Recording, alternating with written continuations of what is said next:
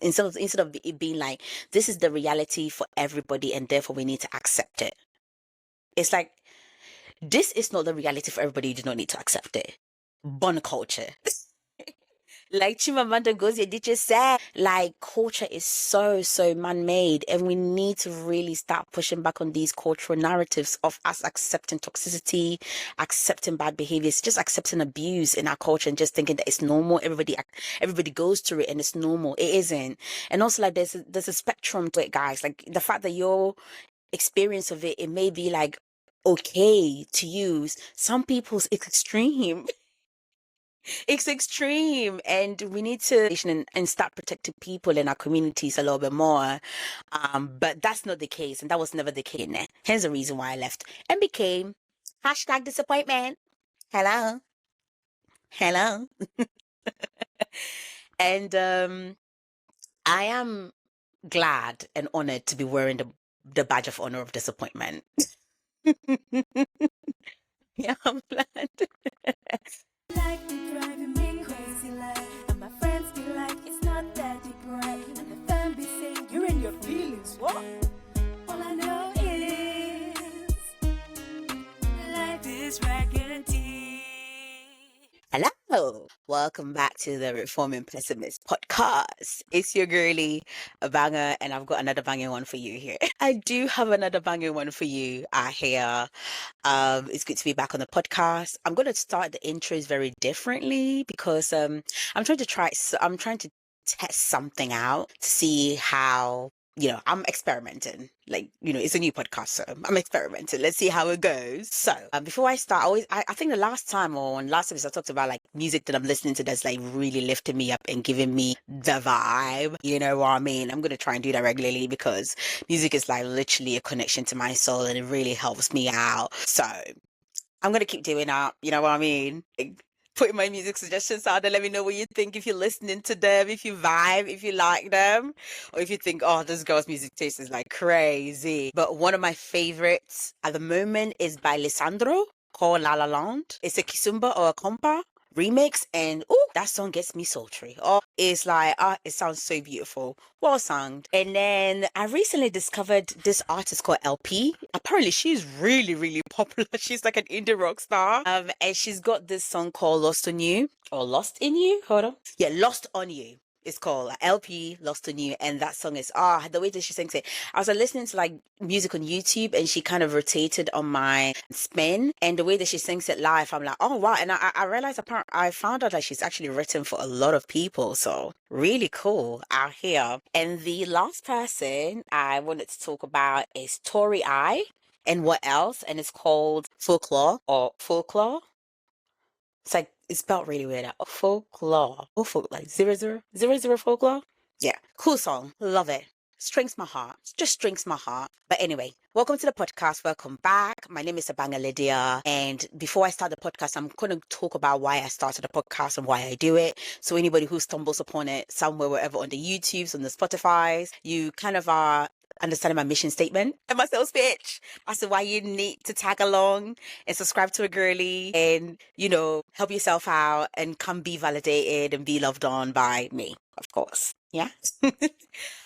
So Reforming Pessimist is a podcast that I've started based on basically going on a healing journey after going through a lot of traumatic events in my life, after having a lot of struggles, trying to figure myself out from all the harm that I experienced through my life, and basically figuring who I am, my authenticity, finding my identity, and all of that stuff. So I'm basically kind of like doing a POV documentation of like what is going on during this healing journey, and also like the experiences and themes that have come up, and kind of coming here and like, chit-chatting about it, talking about it, like exploring it and seeing if it lands with people, if it lands with anybody who stumbles on it that feels that, oh, actually, this is me.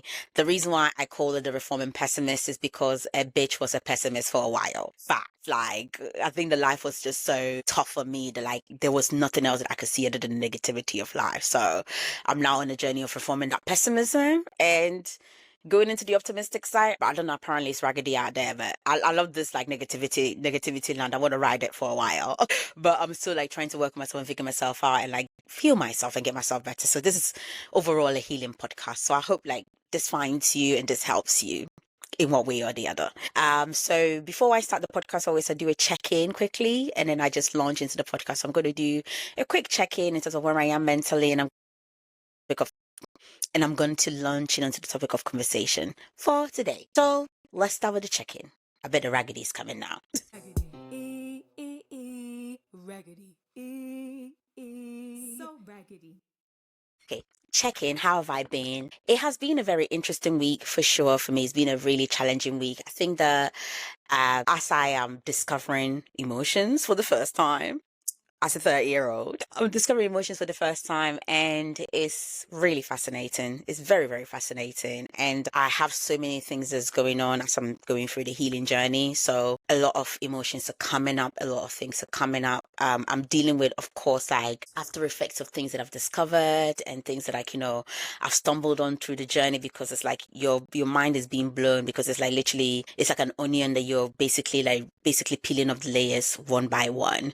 And I think I'm at a stage, I think maybe I've crossed the complete stage of unraveling a lot of my traumatic events for the first time ever. So now that I've unraveled all of them, it's now basically going through the grief of some of them. And also kind of changing, oh my goodness, navigating changes that are happening based on how I want to basically proceed to live my life moving forward. So because of the decisions that I'm choosing to make to live the life that I want to live, where I am protecting myself, I'm loving on myself, and I'm curating a space where I'm allowed to be authentically who I am. And also I am separating myself from spaces where I felt harmed in, and being more in spaces where I feel safe, I feel secure, I feel loved on, I feel protected in, means there's come with some very, very difficult decisions, like very difficult decisions. And those difficult decisions have ebbed and flowed, you know what I mean? Like it comes and goes. I have very short stints of period where like things are quiet, things are calm, things are serene, beautiful, and it's like la la land, and it feels so amazing. And those moments, guys, it's like the best, because I'm like, oh my God, is this what peace feels like? Is this what I get so excited about? Because I'm like, oh my God, these words is this where I am not depressed 24/7, 365 days a year. Actually be sane for like a good month or two, and joyous and secure and not anxious and not feel like I'm going to be attacked and stuff like that. And then there are moments where like I'm brought back to the reality of the work that I'm on, the journey that I'm on, the work that I'm doing, which is like really healing myself, my mind, my body, my soul, my spirit, and it's an ongoing journey. And I also understand that this is going to be reoccurring through my life, where like whatever progress or whatever, whatever changes that may come, I'm always going to find things that's going to trigger me or push me to the edge where I have to basically come back and face myself and calm myself down, because I'm holding a lot of trauma in my body, basically. So it's an interesting journey. I try to be optimistic about it, but like, I'm not gonna lie if I can say that I'm very salty, because I wish I was on the other side where like don't have to be every day coming to check, okay, calm body, calm, let's sleep calm. We are not in danger. It is safe. It is safe. PTSD is a bitch, man. PTSD is a bitch. And just, I'm laughing about it, but it is really real. I think anybody who's going through this will understand that it is really, really real. So yeah, it's been a challenging week. It's been a really, really challenging week of basically setting some boundaries that are very tough to set on, going through a lot of grief, a lot of emotions, a lot of tears. I cried a lot this week, guys. I cried so much. But you know what the beautiful thing about it is, guys, like before, for me to be able to emote, for me to be able to get emotional, for me to be able to cry about certain things, I had to either use certain substances to help me, or I had to be in a very, very deep depression. And to be able to be in a space where I'm not actually depressed at all. I'm just really sad and emotional, and I'm genuinely crying about things and grieving about things in a normal way. That is very surreal to me, because that has never been the narrative. That's never been the reality. That has never been the experience at all. So I'm really grateful. I'm really glad that like this is happening. Like there's so much gratitude I have in this healing process, because it's like, wow, like for the first time ever, I'm really being normal. I'm really being human, and I'm not disassociated from my body. Like my mind is separate from my body. I feel like for the first time ever, I'm connected to myself. I'm connected to my core. And there's a lot of confidence and authenticity that also comes from that, and a lot of joy, which means I'm walking through the world a little bit more upbeat. But there are little moments, of course, that brings me back because I'm reminded of the kind of journey that I'm on and what I'm doing and the reality of what I'm doing. And that is like really sad. It's very saddening as well. And there's moments, I have scary moments here and there where I'm like worried about certain things not going certain ways. And I'm like, I calm myself down. Like, don't worry too much. It's going to be fine. It's going to be okay. So anybody that's in the stage, just me, I hope you're finding courage and knowing that you have somebody next to your corner who's also doing it. I'm doing it, guys. I am doing it. And I'm going to change it for myself. And I'm looking forward to changing it. I've changed so much for myself already. So I'm looking forward to even changing it more for myself. I'm really excited about that. Really, really excited about that. Anyway, let's jump into today's episode because it's going to follow the theme. You know what? I always follow the theme of like my check-in with the episode because I feel like it just works well and it kind of flows into it perfectly. Why not? Let's do it. Welcome back to the episode. Now, today's topic. So I was listening to an episode of Where Should We Begin by Esther Perel, one of my favorite podcasts. I've been listening to it since like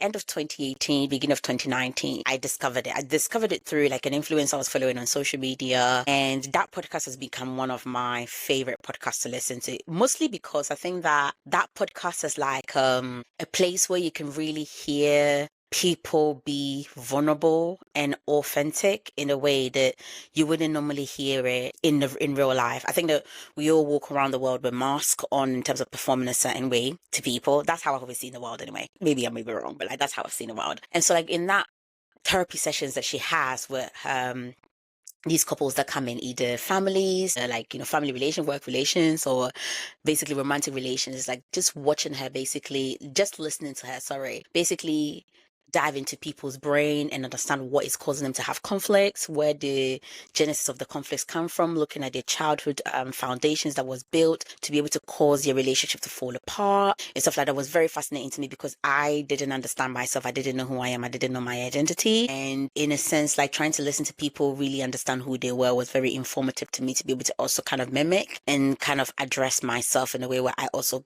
went back to see where my issues were and where my problems were basically coming from. So I really enjoyed that podcast. Like if you want to check it out, check it out. It's like a step of Where Should We Begin? It's like one of my hardcore faves, like self-help and stuff like that. Anyways, I was listening to the episode, one of the episodes, I can't remember what the episode was actually.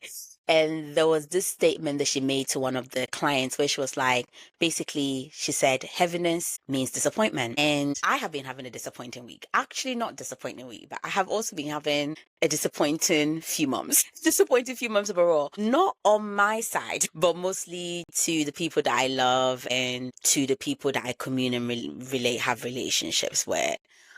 In particular. And I really wanted to focus on the topic of disappointment today because I think that like disappointment has become a theme through my healing journey right now. And so like I kind of want to talk about it and see if it's like it hits or lands with other people as well in terms of their own healing journey and how they're going about things. But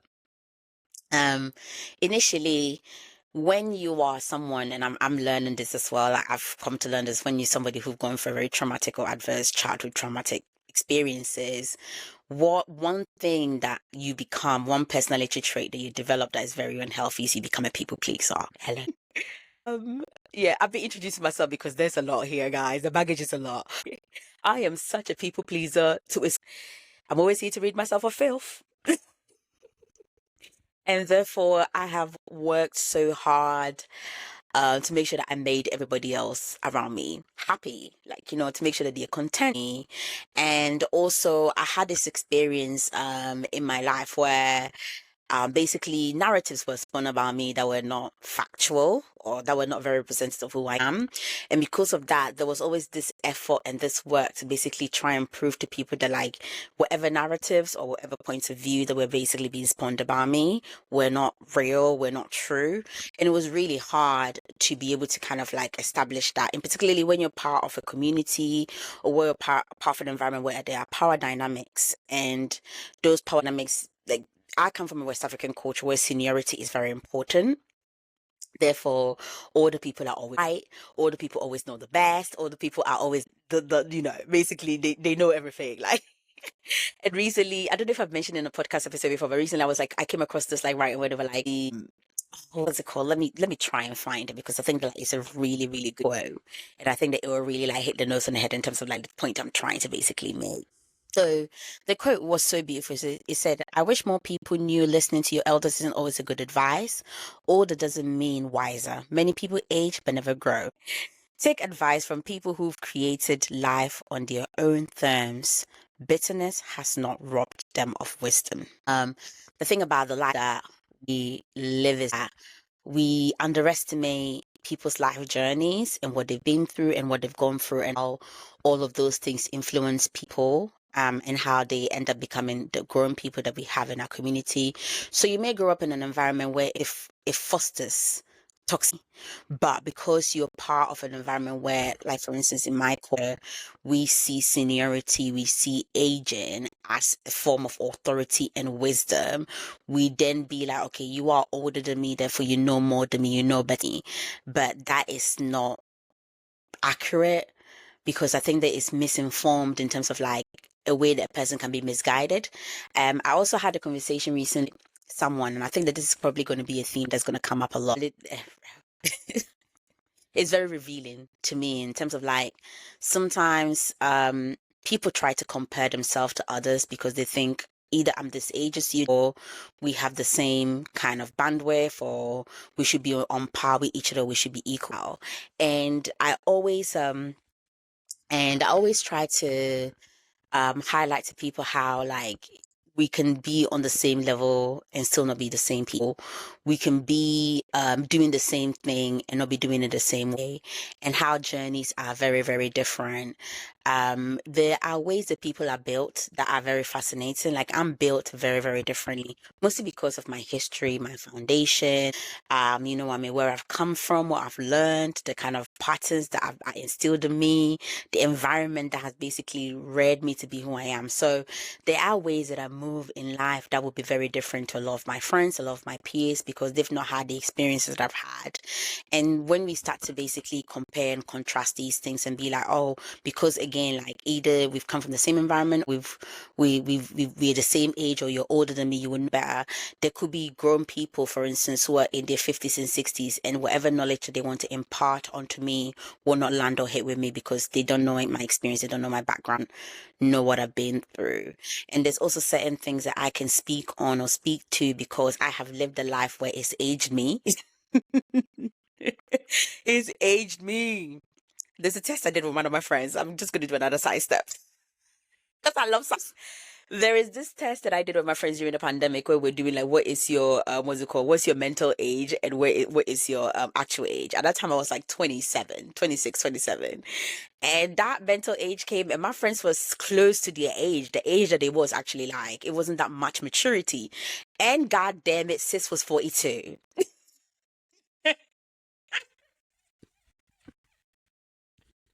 I was like, what I was 42. Guys, it speaks to the kind of life I've lived. It just spoke to the kind of life I've lived. And it was moments where I used to say to some of my friends, are like, I feel like I'm a 40-year-old. Like, I don't know why, but I feel like I'm a 40-year-old. And then now I reflect back in my healing process and I realize, oh, you're a 40-year-old because you were basically living with the amount of weight that maybe some 40-year-olds will carry. Like you were carrying so much that you were living with that weight. So I say this when it comes to like, having people that you look up to and having communities that you look up to and you think that maybe like, you are on par and therefore you need to listen to what you're being told and follow the path. But you can also trap yourself in a place where you are in toxicity. A lot of people that you're surrounding yourself with are not are either emotionally immature, they themselves have not grown up properly because they also have their own baggage that they're carrying, their own traumas that they're carrying, their own influences they're carrying and stuff like that. And if you're somebody specifically like me who is like wanting to change the narrative and wanting to kind of move past where you are and kind of like, grow and become a better version of yourself, maybe walk into authenticity and stuff like that, there's going to be a lot of conflict in this case. And I think that that's what I have come to find is that I have become a disappointment to a lot of people. And in some cases, the disappointment is not affecting me per se because I'm not sad about it. But there are some people as well that mean a lot that in me disappointing, it makes me really sad because the people pleaser in me is like, I don't want to disappoint you. I want you to like me, to love me and want me, and and think I'm the best. I'm the best. But I'm also learning to allow myself to be nuanced in these things and accept, like, I'm never gonna always be what is expected of what the community want me to be or what people want me to be. So I actually wanted to talk about disappointment in particular in terms of how you be in a disappointment too, and how you deal with the repercussions of that, the pain, the turmoil, the kind of like the battle that you have internally within yourself in terms of what your original setting is, which is to either be a people pleaser, to be subservient, or to just go with the flow and accept that this is what it is. And on the other side as well, also serving yourself and not discarding yourself and disappointing yourself and giving up on yourself because you want to serve the community, you want to make the people happy. And so, like, I was going through the stage through my healing process where I realized that at some point I will be a disappointment to a lot of people because of the decisions that I was going to make and the choices that I was going to make, in particular if I was going to protect myself, heal myself, and get myself to the place where I was whole again. Particularly being somebody who's gone through so much trauma and feels so broken inside and feel like there's so many broken pieces to me that I needed to work on and patch together. And one thing about healing is that you can't heal yourself when you're still at a war zone, because whilst you're healing yourself, you may be able to patch something up, but you're at a war zone. So you're going to get another injury. And then the other injury that needs to be patched up. And then there's like, and so now you get to a point where you have so many injuries that are queuing up to be healed. And they've not been healed. And you're like, oh, but I need to heal that. I need to heal that. And it becomes a pile up. And then on top of that, you're still in that same war zone. And for me, I found that the best way to kind of accelerate my healing per se and kind of get myself to a place of like peace and calmness and just relaxation, in particular in my body, was to kind of change my environment and move my environment.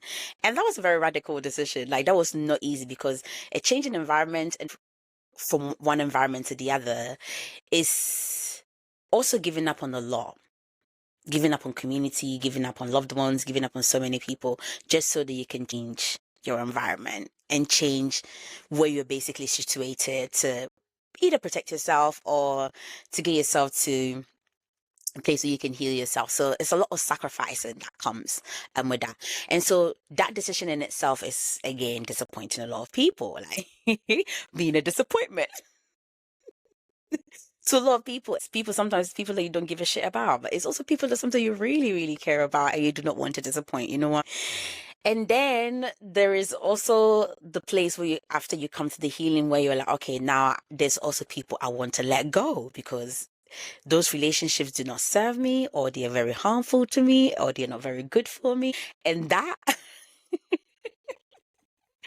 in particular, and I speak to this being someone who comes from a communal based environment, because living in the West in particular, I realized that the West is very individualistic, right? And even though there are community based relationship in the West, but they're very individualistic. Whilst I come from a very African culture, Africans like to stick together no matter what, no matter whatever situation it is. You know what I mean? You sacrifice yourself for the community.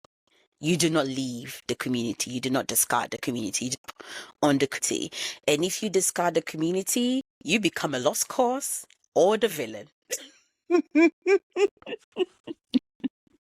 You become everyone's target. Oh, you abandoned us? You abandoned?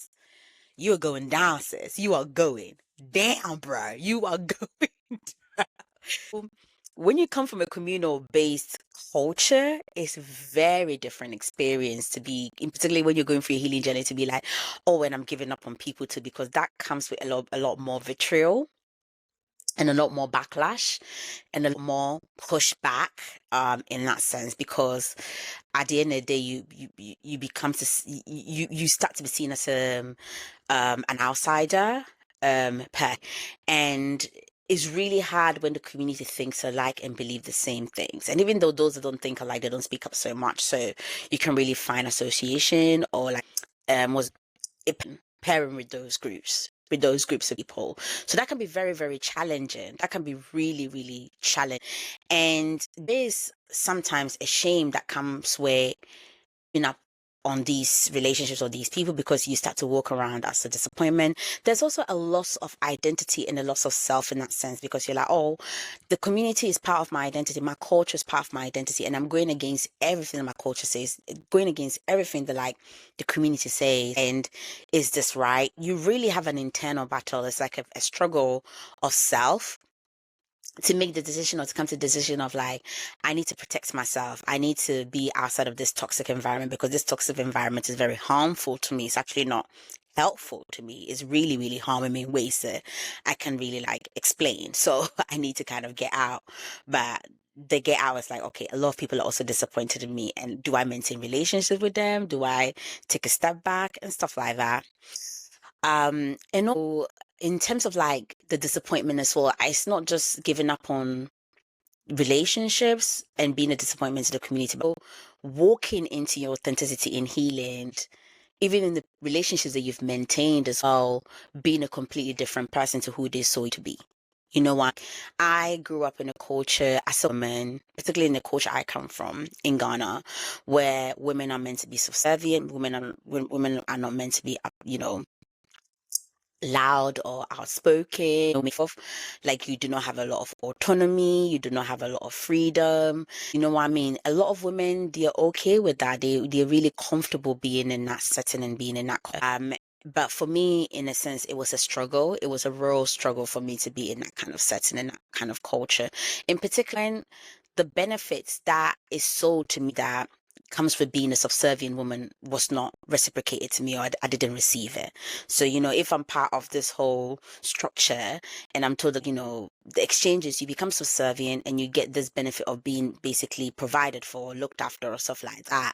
And that's not the case for me. And I'm expected to be playing two gender roles in one space.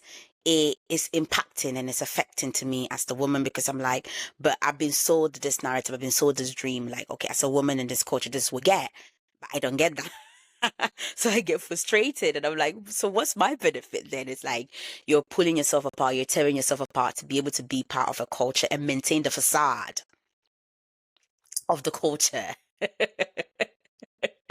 Just so that it can exist when the culture is very harmful to you, what the culture perpetrates is also very harmful. So then there's like, it becomes the thing where like you become a different person where like, oh, my narrative have changed, like, or my points of view have changed and I speak very differently in certain ways. And then also being a disappointment to those people who thought they aligned with you and they agreed with you and you came from the same perspective and you're on the same page. So honestly, the shame can be real because you're like, I'm a walking disappointment to everybody. Literally a walking disappointment to everybody. The villain, the lost cause, and the walking disappointment.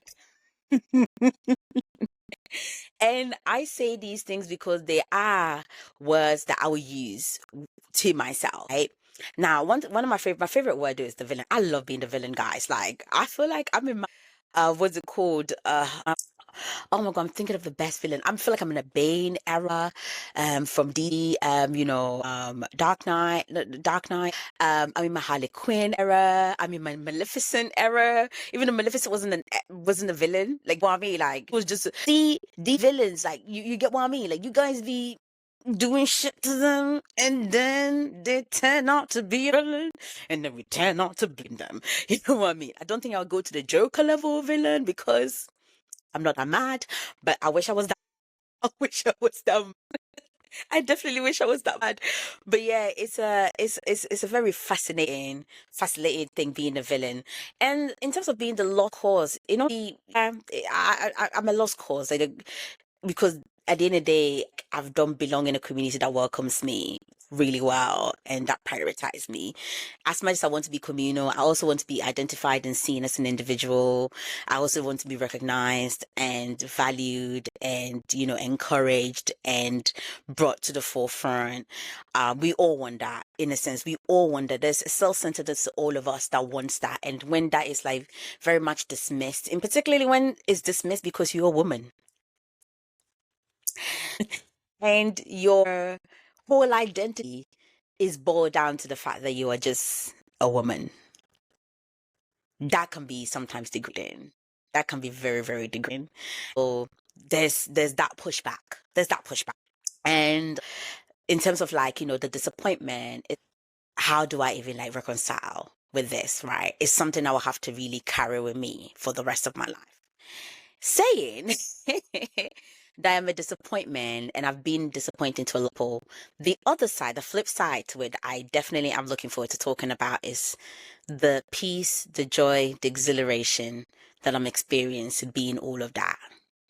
Right, being the disappointment, being the lost cause, being the villain, the benefits that come with basically allowing those what's it called, labels or identifiers to be put onto me, or me even claiming them myself subconsciously, because I know definitely that's how I'm going to be viewed.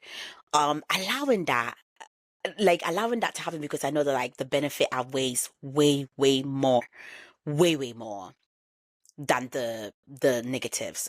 And in a sense also being pleased that like I'm okay to not please people, because I'm willing to please myself and I'm willing to choose myself. And that's the whole thing about this healing journey, guys, is that the healing process is all about you getting to a place where you choose yourself. You choose yourself, you prioritize yourself, particularly if you're a woman as well, because I think it's a very different experience for women than it is for men who are traumatized. It's like a very, very complete different.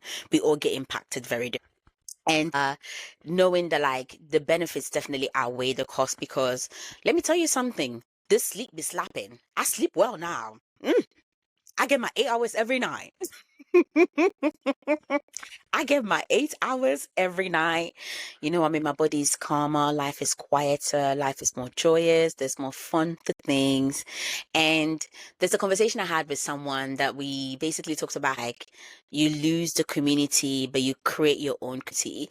I always talk about RuPaul's Drag Race because I feel like one of the things I loved about RuPaul's Drag Race so much was how basically the queer community created their own chosen families and their families and stuff like that. And it was just beautiful for me to watch and see, because even though there was a pain to basically walking up their genesis or their background or where they come, there was also a joy and a beautiful beauty in that they found their people and they found their community that loves them for who they authentically are and accept them for who they authentically are. And that's one thing that I'm grateful to say that I have. I don't know if everybody who's on a healing journey, who's gone very tough, traumatic period has, but I pray that you find it and I pray that you start to work to look for, because having that has been one of my biggest sources of strength. And I had that even when I was still in the place that I was, when I was still within my environment, when I was still within the war zone, when I was still getting myself harmed over and over again, because I kind of wanted to do the best to maintain. And I always went to my chosen people as a safe haven to recoup, to recover, to heal, get myself up only to go back to the war zone, waste all of that day. And then now that is not the case anymore, where like whatever energy that I recoup for myself in healing, that is sustained within me. It's not dispensed out. You know what I mean? And just having that in itself is such a big blessing. It means that like, I have people, I have something, I have a different style of life, a different type of family, a different type of love. And that is joyous, that is beautiful to have, that is so amazing and wonderful to have.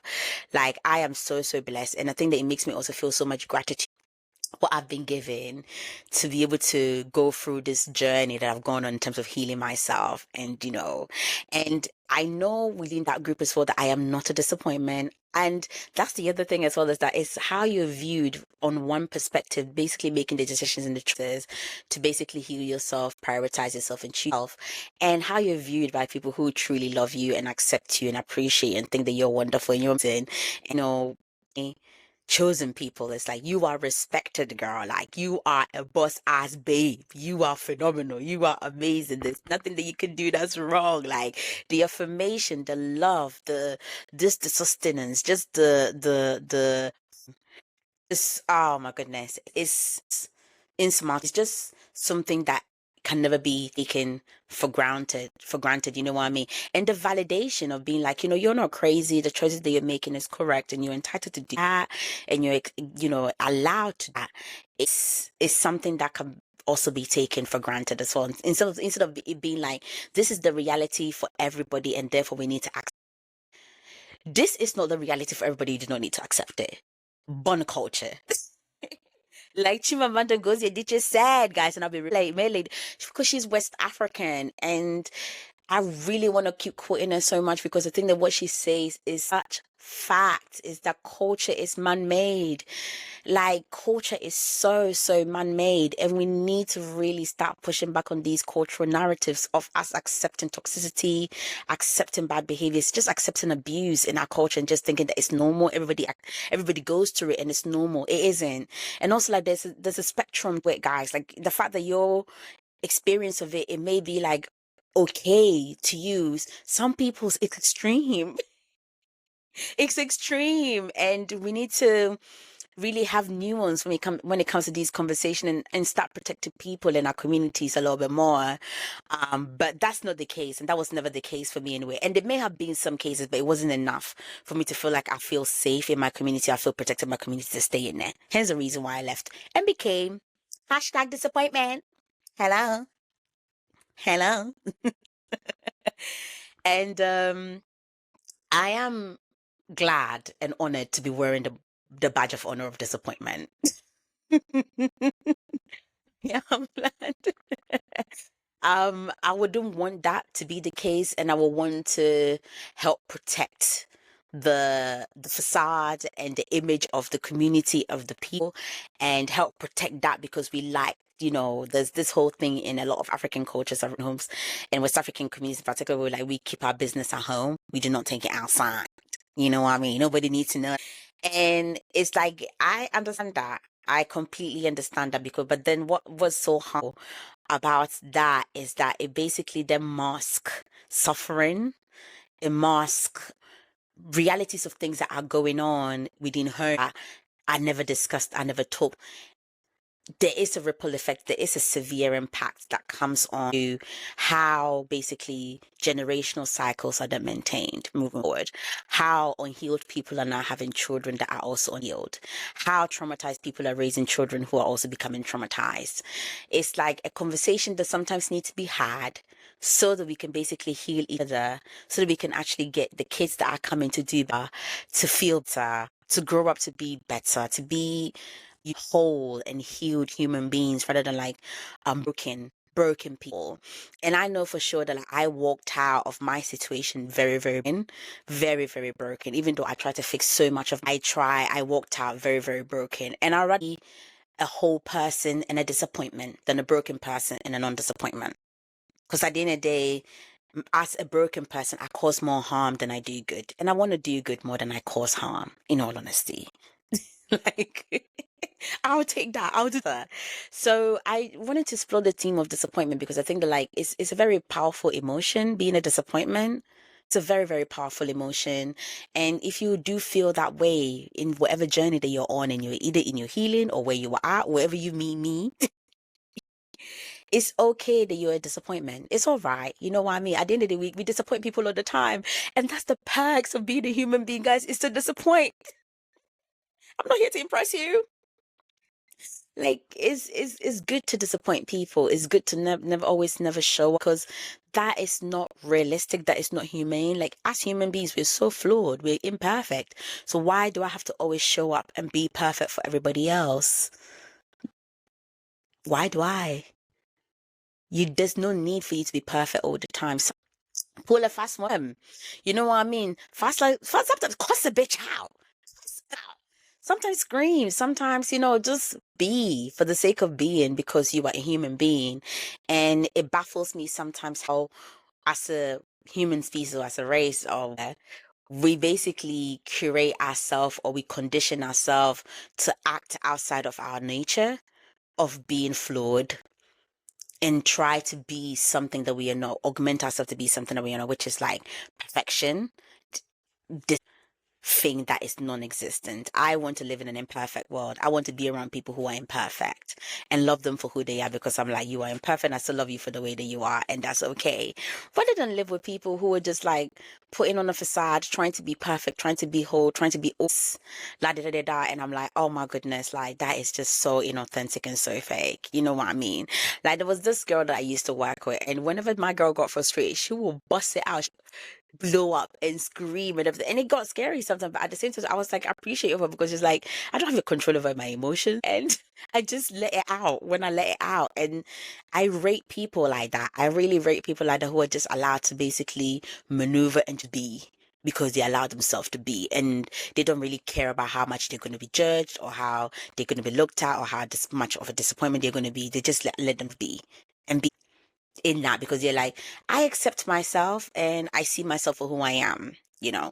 And so I'm just gonna say that, like, I finally got to a place in my life where I just accepted myself and was like, this is who I am and I accept myself. And because I accept myself and I see that this is who I am, means that there are certain boundaries I am just not willing to let people. And there are certain boundaries I am just not willing to. And as Ken said, is a man in a garden, or whichever song that he sang, he said that I will cut my grandma off if she doesn't see it how I see it. That is exactly me. I will cut you off if you do not see it how I see it. And that's what I mean. And so I hope that anybody that finds this or this sustain themselves and find trust and confidence in themselves, like they choose themselves every, you choose yourself every time. Yes, it's amazing to be part of a community. It's amazing to be part of a group and feel like you belong and feel like you're loved on and feel like you are in the right place. But it's also good to not lose yourself just so you can be part of. You know, it's good to be authentic. It's good to be free. It's good to have fun. It's good to just enjoy life. Just do things the way that you want to do it, because, you know, it brings you joy, low key. But yeah, I hope that this episode is helpful to anybody that finds it and hear it. I hope that you feel validated in it.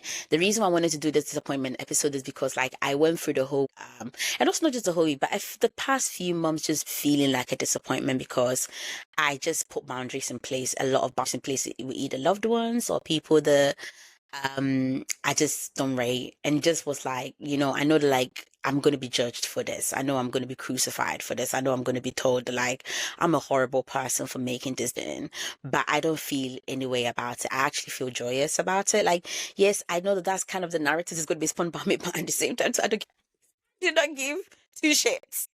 That's the perks of aging, by the way, for my young folks who are listening. If you're young and you find this and you're listening to this, that's the perks of being adult. That's the perks of being a grown person, to be like, I do not give two shits.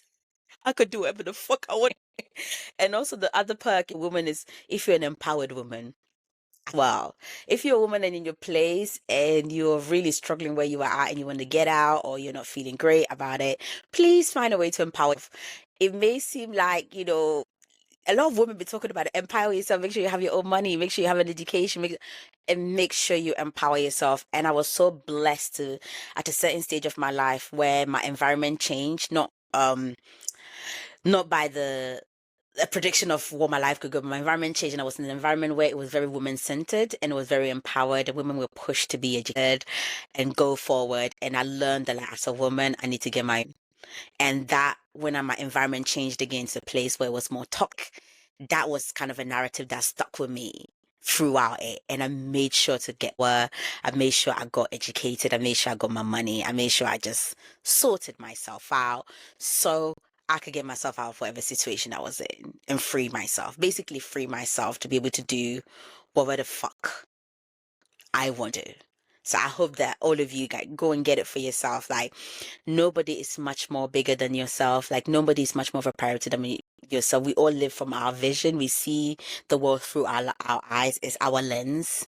You know what I mean? So at the end of the day, make whatever decision that's best for you. because whatever impact that is had is going to be through you, not through others. And communities come and go, people come and go, people fade away, you meet new people, new relationships are built. Guys, I went to the park yesterday and met somebody. And you would meet people and they may be like, oh, I'm going to be lonely or whatever. No, you're going to find a community. You're going to find your group. You're going to find people that you belong to. You're going to find your safe space. It's there. And I think that we get bogged down, we get beaten down, we get anxious by the fact that, like, if I leave this community, if I leave this space, how am I going to survive? How am I going to do it? Yeah. Like the fact that I said that I met somebody at the park yesterday, jokingly, is that I met this lady who's going through it right now, and we're just talking. And I'm never not a person, like, if you know me, like anybody who knows me, I never stop to talk to people, but I'm changing, I'm evolving, I'm growing.